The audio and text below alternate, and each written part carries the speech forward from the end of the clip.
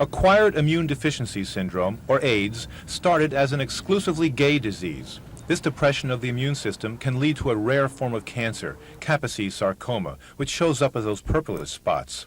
This cancer has a death rate of 80% 2 years after diagnosis. AIDS also causes unusual infections, with death rates of 100% in 2 years. This is not a benign disease, nor is it limited to gays, as we are now finding out. So far, 75% of cases are homosexuals, but 14% are heterosexual drug addicts.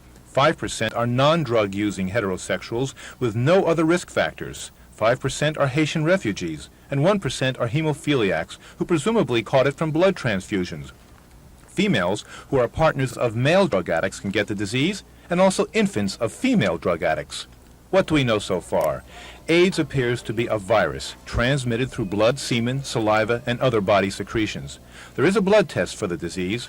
A study of the gay population in New York came up with some horrifying figures. It has been done in New York, and they found that as many as 85% of otherwise healthy gay men showed evidence of imbalance in these tests of the immune system. We suspect from our experience here that we would find a similar finding. Given the incubation period of 2 years, there could be a major epidemic in the near future.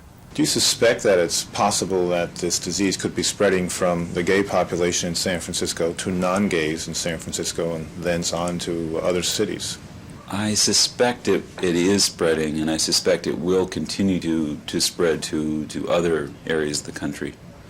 In walking around the hospital today and talking to doctors and nurses, one gets a feeling that there is some fear among health professionals here about contracting this disease themselves. Special precautions are now beginning to be applied to hospital personnel handling AIDS patients. For instance, gloves are worn when drawing blood. Although San Francisco General does not require gowns and masks in handling AIDS patients, the Center for Disease Control in Atlanta is now recommending that precaution to protect doctors and nurses.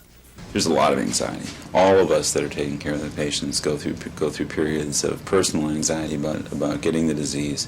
We don't know what we're dealing with, and we don't know how it's spread. One major question raised is the safety of blood transfusions. The test for AIDS costs $160. Requiring it on all donors would make blood prohibitively expensive. Some have suggested not allowing gays to donate blood, but of course non-gays can have the disease also. What about the new hepatitis B vaccine? It's made from the blood of gay men. Its safety is now being questioned.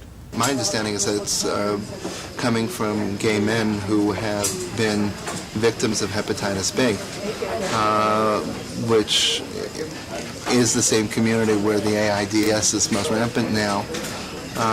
Since we don't know just what the infectious particle is, I know there is some hesitancy now in the various departments, particularly among infectious disease, here at the hospital as to who should be receiving the vaccine.